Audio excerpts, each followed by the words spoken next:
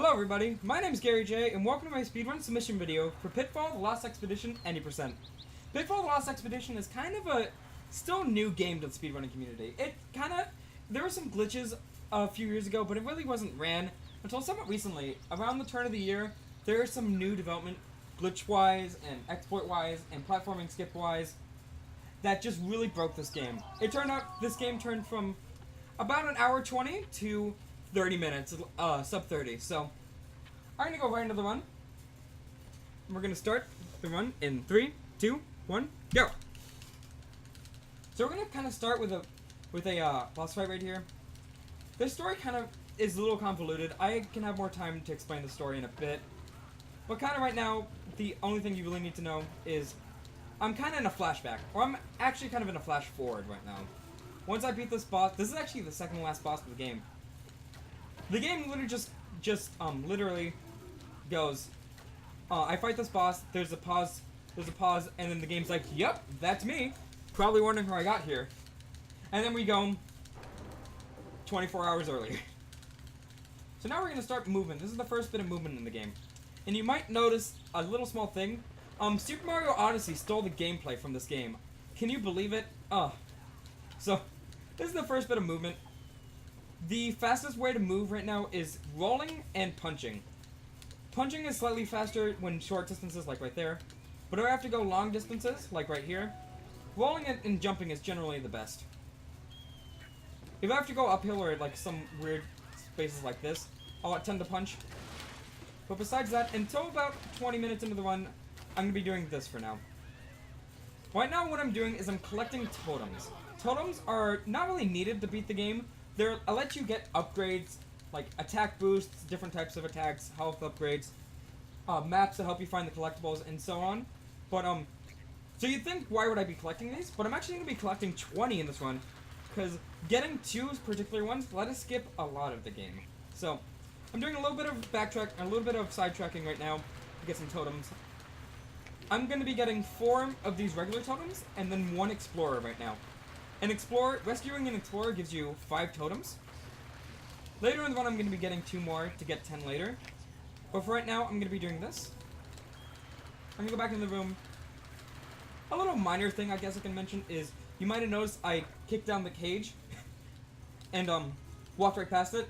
All my reason for that is to get the cage to be destroyed so he starts doing that animation. It saves like 2 seconds, so a little bit of time save.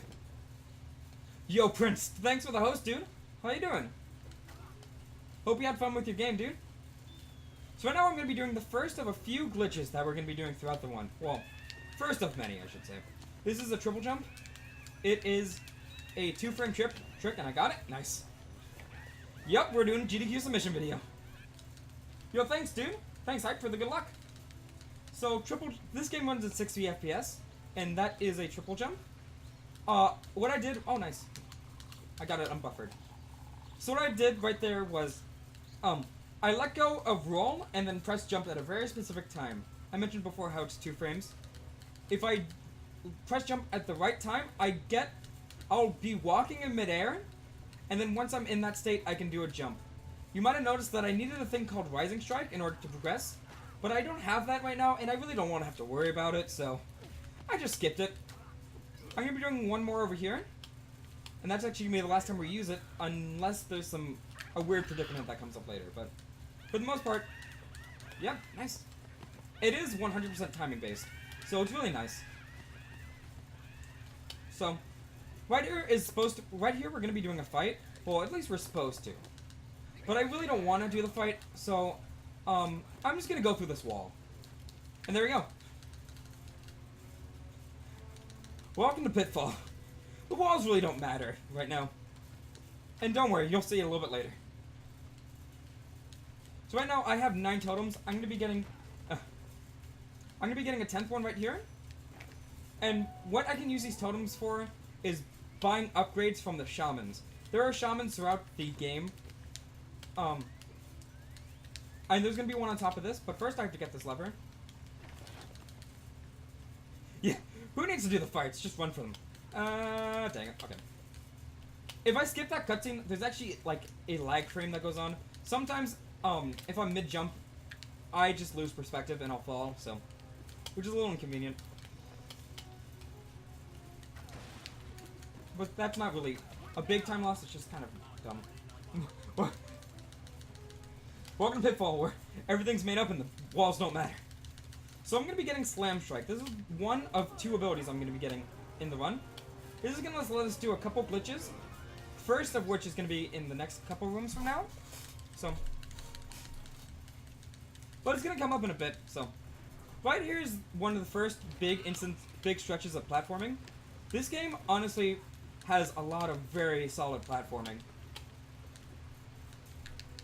This game was on GameCube. It's actually kind of, in my opinion, kind of an underrated hidden gem speed game on GameCube. It's 30 minutes. The run is about 30-35 minutes. There's some very solid platforming. And there's just a lot of wacky glitches throughout the run. So, it's really one of my favorite games to run. This game is really just nice to just grind. It's so much fun. And it's really just a great run to watch even. So like I mentioned, this is going to be the first of a few instances where there's just solid platforming.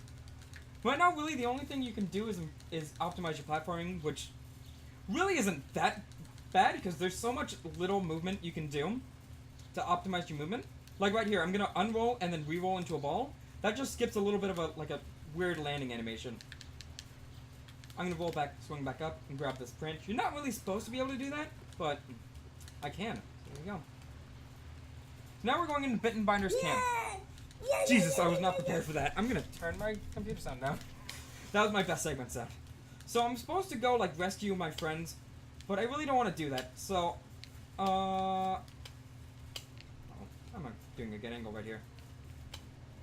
So I'm supposed to rescue my friends, but I don't want to. So I'm just going to go through this wall. There we go. Remember when I mentioned the walls really don't matter? Yeah, don't worry about it. So what that let me do is let me get out of bounds, and it lets me climb on these walls over here. You might be curious why I'm going over here, and good reason. So, because it really doesn't make sense immediately. It's not going to make sense why I'm doing this until about 30 minutes into the, or 30 minutes, about 15 minutes into the run. But what I'm doing is I'm coming over here to this thing called the Mysterious Temple. Oh, that's why my splits are messed up. Give me 1 second.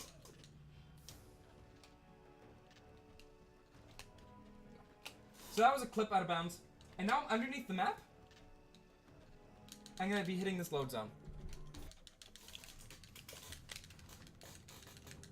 Oh my god, really? So what that let me do is, let me clip into this load zone. So this, where I'm going, is actually the third to last story checkpoint in the entire run, in the entire game. And, what I could do is, I could do about, 15 minutes of backtracking to come back, or, 3 minutes of backtracking to come back here later in the run. Or I can do this right now, and skip that 5 to 7 minutes of backtracking. So, I decided to do that. So like I mentioned, oh, I might actually die here. Got it, good. Oh, I'm gonna drown. 30 minutes into the run, yeah. 30 minutes into the 30-minute run. So swimming in this game is completely mashing based. So if you don't really have a good mashing arm, it's a little hard.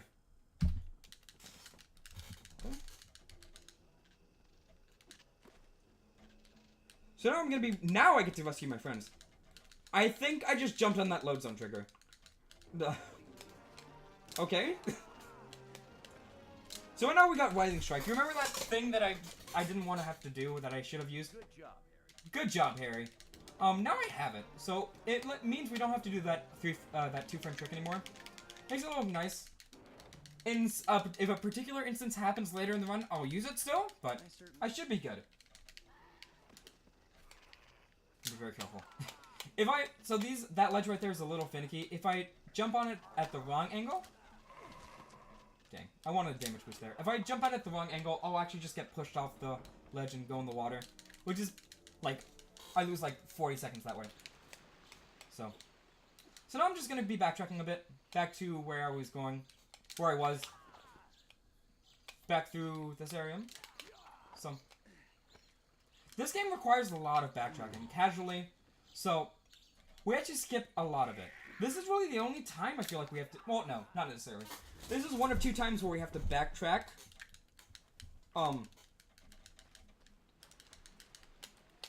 for a specific thing, besides the final boss, so. So I hit that button can actually be really finicky. So I'm glad I got that decently fast. And right here, I'm gonna be doing the first of 2 skips. This is called torch skip. I'm supposed to be getting a torch right now by finding a boss, but I really don't want to do that. For actually, not just because it's slow, but because it complicates the end game route very significantly. I can explain that a bit later. But I'm gonna be doing 2 skips, 2 out of bounds. One right here and one in the next map. In order to skip spider webs. One is right over there. And what this does is it lets me skip having to get the torch. You may think, oh, it saves like 30 seconds from not doing a boss fight. But no, it actually saves 20 minutes to skip the torch. Like I said before, I can explain it a little bit more in detail when it comes into play, but... but yeah. So that was the first one, this is the second one. This is arguably a little harder of out of bounds. It's more punishing, you could say.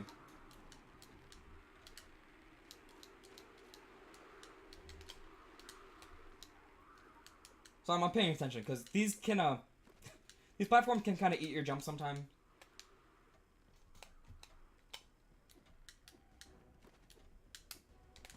Nice. That's actually a really tight jump. So, I'm not really supposed to be here. You could probably get... Uh-oh. I'm not really supposed to be here. You can probably tell by the nothingness that's on the right of me. And the lack of, textures. Or entities. Or a level. I'm gonna be quiet right here, because I have to do some very tight jumps. So... Ooh.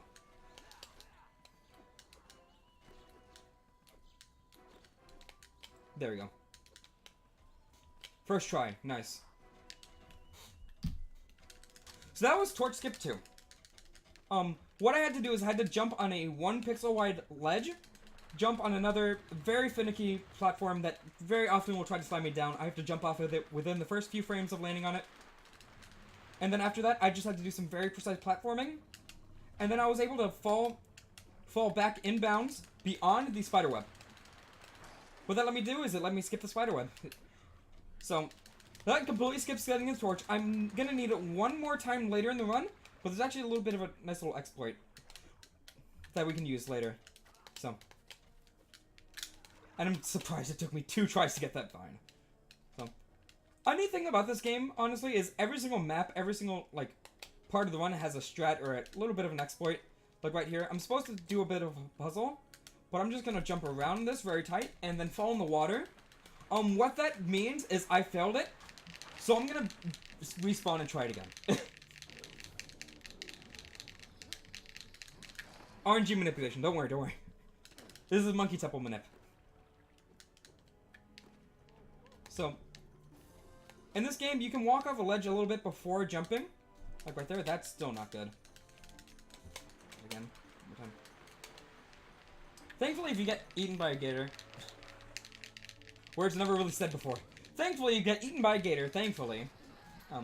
It lets me, respawn to where the last time I stood on ground. This should be good. There we go. Yeah, this jump is really finicky. It's really one of the... There's a setup for it. You just really have to trust it. You have to trust it, and you have to believe. You kind of have to YOLO that jump a bit. Right here. Right there. So right up here is the monkey, is what I lovingly call the mango pit. You'll see why. So these enemies are called howlers, and when they wake up, they howl, and they like to throw things at my face. And it's very important that I actually have enough health, because I'm gonna be going through a dark kind of section right here. So understandably, we're supposed to have the torch, so the game designs areas around having the torch. But unfortunately, I don't have the torch, so I'm gonna enter this area, and it's gonna actually be completely dark. It's gonna be pitch dark. I'm not gonna be able to see anything. Purposely designed by the developers, so I have to kind of maneuver my way around this area with very little cue. Dang it. Okay.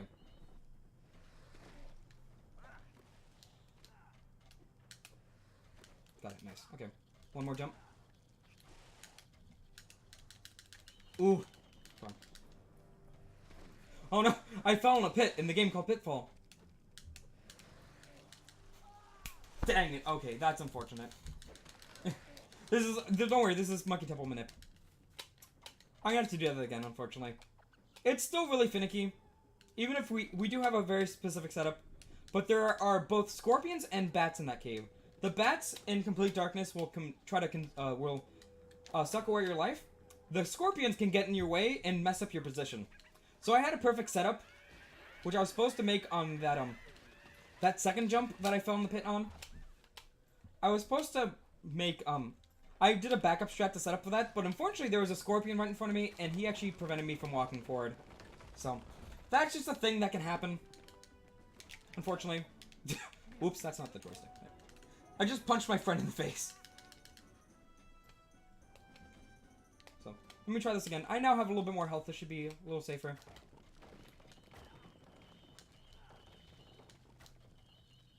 It's like you're supposed to have an item I don't have at all yet.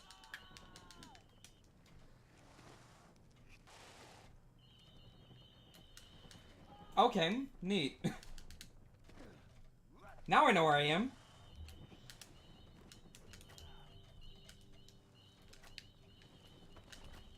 Got it. Good. Okay. You can probably tell how very little Q I have there.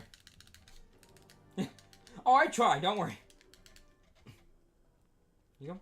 So right here, I'm going to be getting the ability to run, actually. So I'm not going to really have to roll around and punch much anymore. So it makes it a little bit easier. Also, since I'm running, I can actually... I mentioned before how if I walk off a ledge, I have a little bit of time, a little bit of leeway to input a jump. That goes significantly higher with, that gets multiplied like twofold. Like right there, I was nowhere on that ledge, but I was able to jump on here. So, also right here, I'm supposed to have a torch in order to solve a puzzle, in order to open a door, but I'm just going to go through this wall, because I really don't want to solve that puzzle, and I'll just enter the door like that. I found my own way in. So this is Monkey Temple. I'm going to be turning into a monkey in this temple. Great, so now I'm a monkey. I bet this never happened to that Jones guy. Yo, sick reference. Sick Indiana Jones reference. So right here, the temples are instances where, hi Harry, where I get turned into an animal, usually of the same name of the temple. Yeah, I'll try not to fall through the floor this time. And, you're supposed to fight yourself. So what happens is the animal spirit takes your body and tries to escape. And gives you your body. Gives you their body. So I have to kind of defeat him. There is supposed to be 4 in the game. Technically there's 3 because plot twist wise, ooh. But we're actually only gonna do 1 in this run. Because of a very big skip later on in the run. Rip Chameleon Temple.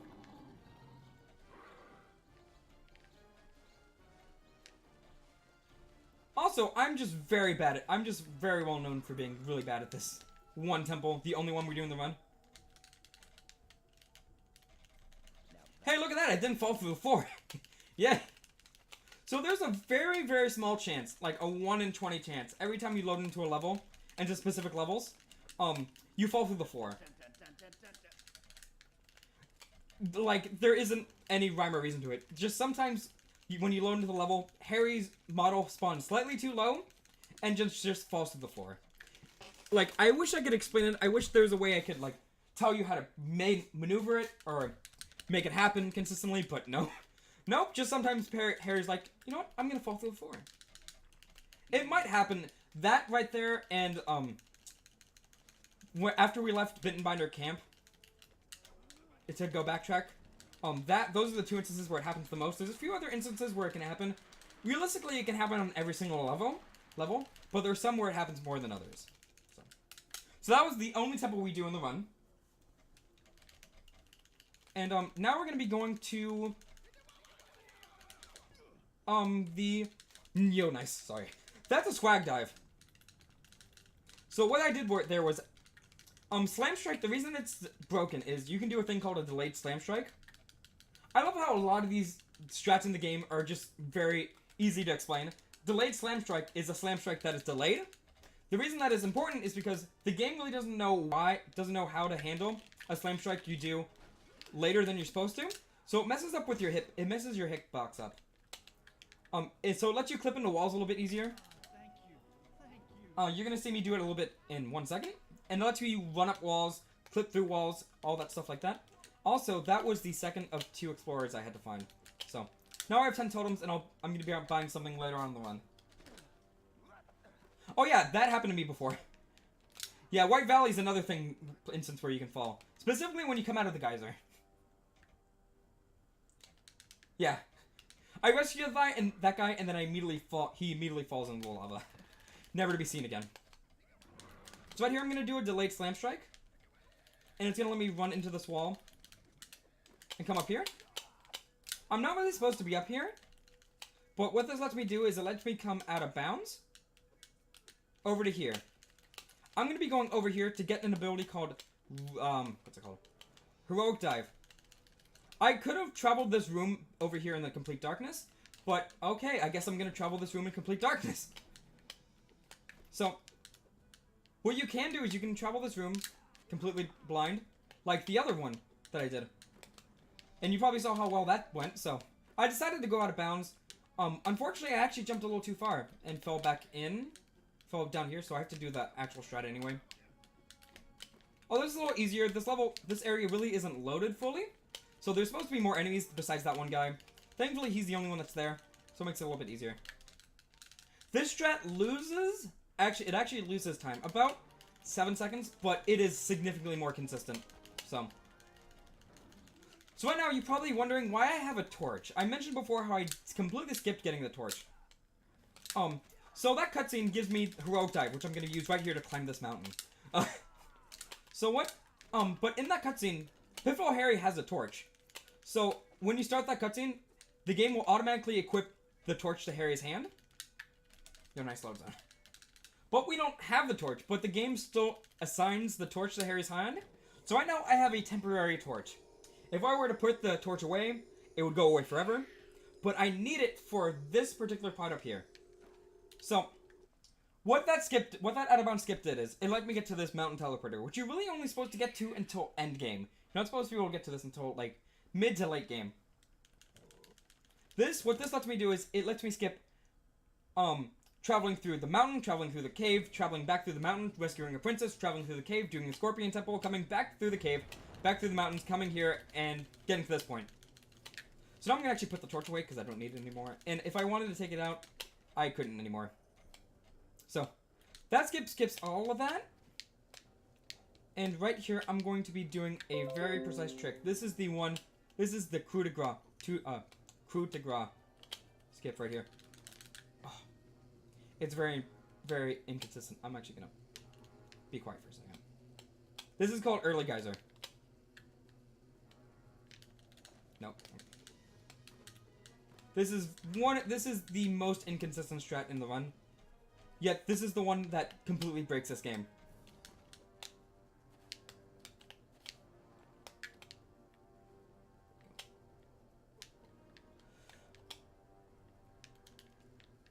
Ooh. Got it! No! Oh, yes! Got it! So... what happened was, what you have to do is you have to walk off the ice, kind of slide around, and turn around immediately, and then dive under the ice. It is very, very particular. I'm actually really glad I got that first try. Oh my god, that can take so long to get. So, what I did was I clipped out of bounds and landed on the ice. You're not supposed to be able to access that until you get the TNT, which is actually the last item you get in the game, casually. First try. First try. I didn't die, which is the good part. Which is the important part. So I was able to clip out of bounds, land on the ice. I had to walk off the ledge, dash, and then dive at a very particular time into the load zone. I thought I messed it up, but I actually grabbed an invisible ledge that was right around the area. And what that let me do is... Hold on. Nice, got it. That's a really risky strat that saves 0.2 seconds. And let me get down there, get in the geyser, and then let me actually access the load zone. The load zone is still there, even though I'm not supposed to access it. Ooh, okay. And that means, that let me get in the geyser. That skips 2/3 of the entire game. And right here, I'm going to be getting breakdance. That skip alone, that is the one biggest skip that I found in the community. And that's kind of the game, that's the one big skip that turned this game from an hour to on sub 30. Which is absolutely crazy to think about. So now I got breakdance. The reason I got breakdance is actually particularly right here. So, I'm supposed to have an item called the pickaxe. Understandably, I completely skipped it. So, I can't fight these guys unless I have a spinning attack. Which, thankfully, if I have 10 totems, I can get breakdance. It's, unfortunately, actually kind of weak. But I'm actually doing really well here. This actually might be a best segment if I do time this right. Yeah, there we go. Dang it, okay, that's inconvenient. Oh. Nope. Nice, that was actually really close. One more. Ooh, he's coming. Got him. Nice. So that fight, I'm supposed to have a pickaxe. The pickaxe lets me do a big, really powerful spinning attack. But I don't have it, so I had to buy that. So, which makes this really, really convenient.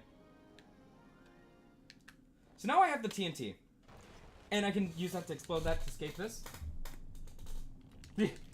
Yeah, you're not entirely wrong.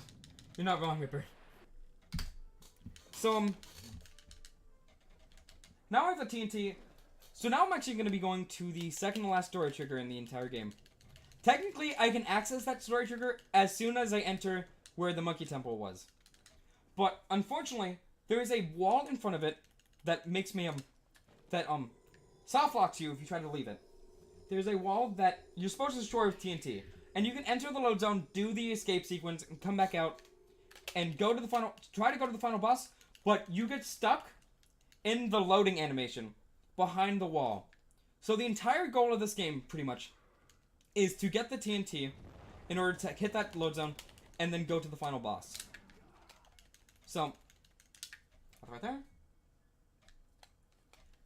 Now that I have the TNT, I'm going to be going to St. Clair Camp, Mercenary Camp.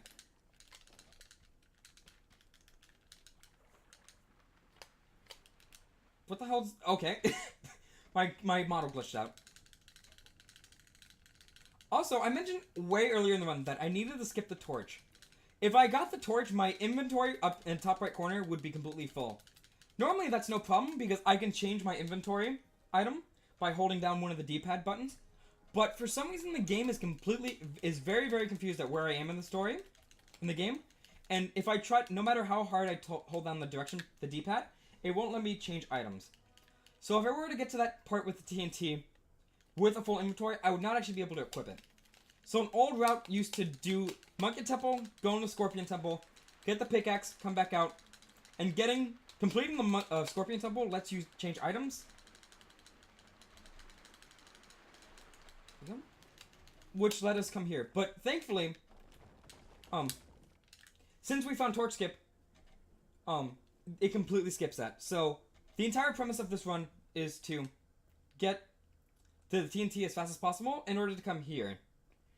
And once we're here, foiled again. So We got attacked by St. Clair, who's the enemy that we never saw in this game.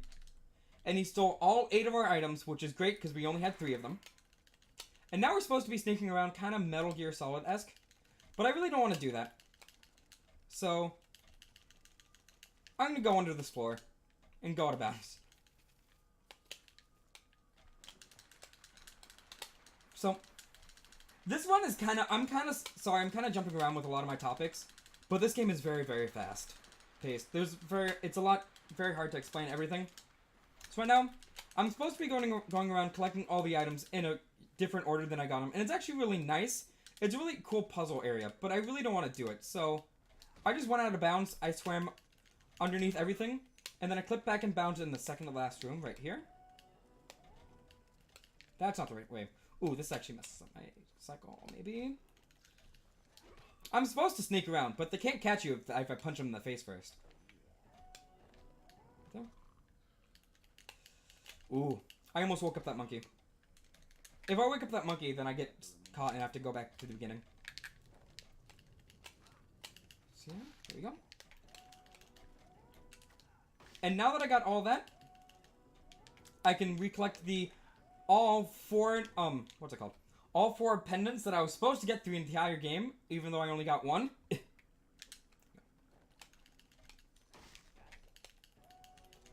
And then now I get to meet St. Clair for the first time. So, this story is really, really weird to explain, considering we see, like, 3 cutscenes that explain, like, 1% of the story.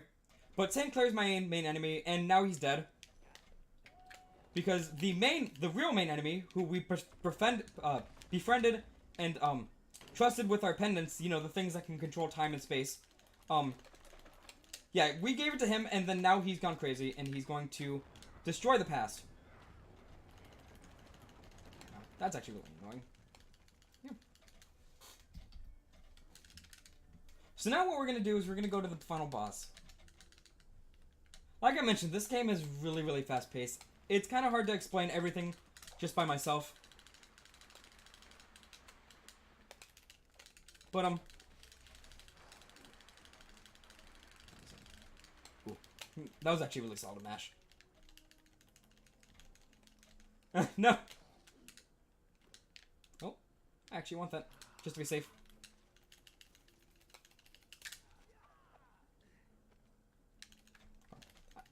I'm equipping the torch. Now that I actually have a legitimate torch, I can use it to go through this maze. Go to this, area. Which makes it nice. You can see all the bats and scorpions that I completely skipped. Or at least tried to. Over there? So the story is, we got me and, us and a bunch of our friends were in a plane that got abandoned, or that crashed. Go right, yes, you're right. Oh no, I should have gone right. Shoutouts to Prince for always going right, even though that's not the right direction.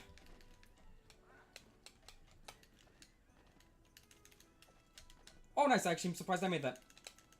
That saves like half a second if I get it first try from not grabbing the vine. So, the main story is, we crash, and then Pitfall Harry, who, is always down for adventure, finds that there's mysterious pendants, and he's like, I'm gonna go rescue the pendants, and then we meet a lady that's a princess from, like, the past, and then we meet a guy who's a jerk from the past, and now we're here. That's not a good way to explain the story, but that's more than what we've been gotten. That's more information than what we got through the run, so. I'll need the shield to get past these. Oh my god, really? Yeah, RNG manip to go right. So I kind of want to shout out the community for this game. This community I mentioned at the very beginning of the video was very small. I'm gonna jump that. I can do a rising strike to skip that ledge grab. I should have had the shield. But I'm just gonna jump that to be safe. Damn it. No. that fire is kind of RNG based. So JMNW and Malleus were the first two people to run this game. At that point, the run was about an hour. Just a little bit over. Just a little bit under, rather. And the game kind of stayed like that for 2 years or so. And then the game kind of started to somewhat slowly started developing new strats. Yeah. And then eventually, we had enough strats to where I ended up doing a run. I did a run with all of the new strats that ended up getting world record, ironically. Also, because why would I not do this? I'm going to show off a little fun out of bounds. Just because why not? Over there. So I'm going to do that. Trip through that wall. And enter. Sick. Enter. Super cool. Just like that. So now I'm going to be actually fighting the boss I mentioned that we fought at the beginning of the game. Except now I can actually die. Which I really don't want to do. Dang it. I need to stop doing that.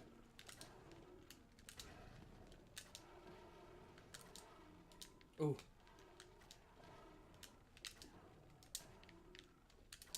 Got it. Nice. So now we're on to Puska. Puska can be very, very annoying. You mentioned, you might have noticed that I filled my canteen earlier. That's just in case that Puska decides to be a jerk and tries to combo me to death. That was not what I wanted to do.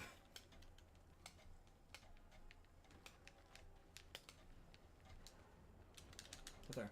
So what I have to do is I have to hit Puska with 4 of these little pillars. Basically, right now we have God mode activated. Essentially.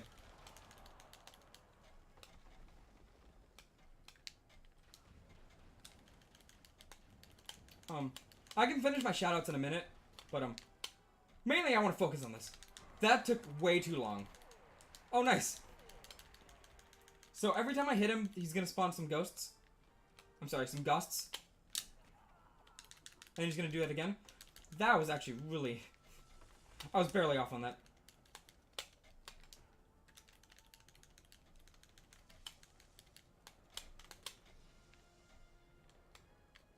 Let's see.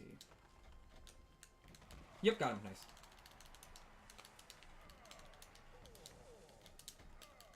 Got one more right there.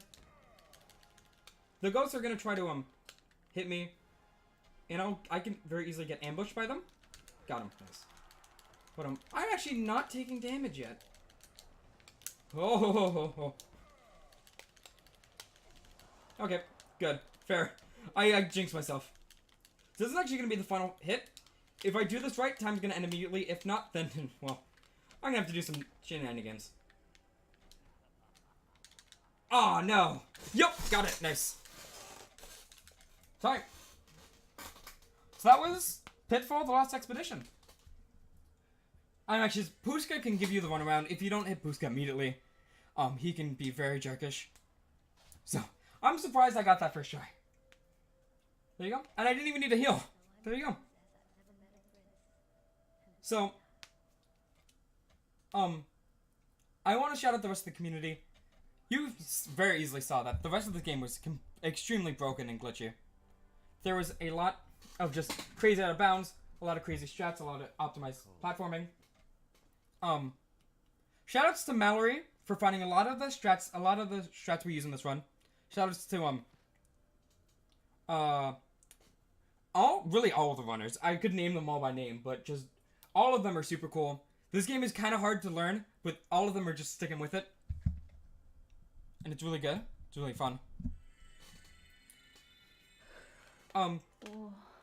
Shoutouts to them. If anyone wants to run this game, by all means, it's really fun. We have a lot of different categories. You know, there would be a lot of fish in the sea. And pretty much, yeah. Thank you guys for watching this run. On the other hand, The Jogging Jaguar. I never mentioned that. Yeah. Enjoy your day, guys. And thanks for watching.